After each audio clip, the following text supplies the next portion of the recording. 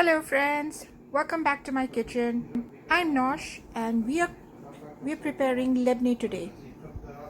It's a spread or a dip if you wish. We generally have it with khubuz or the Arabic bread. But you can also use it as a dip for some carrots or celery sticks.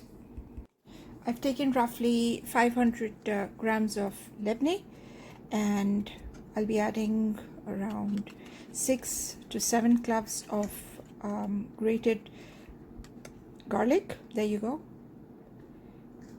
And mix it well because that's the base.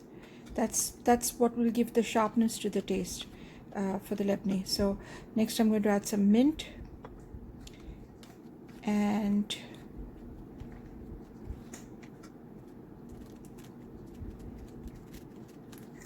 and now I'm going to add some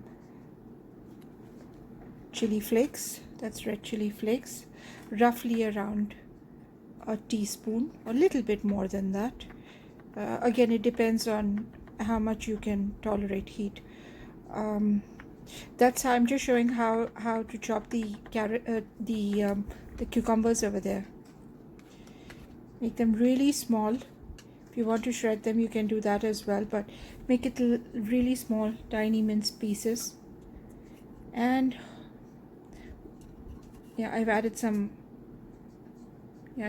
salt. Don't add too much salt because lebneh by itself would be having salt. So just a little bit. Yeah, and that's my onion there. And now there's nothing else to do but mix it, blend it well, and then garnish it with some mint leaves. Generally we have it with khubuz. So I'm just tasting it now before it gets over. I hope you like it, I hope you try it, and I hope you remember to subscribe to my channel.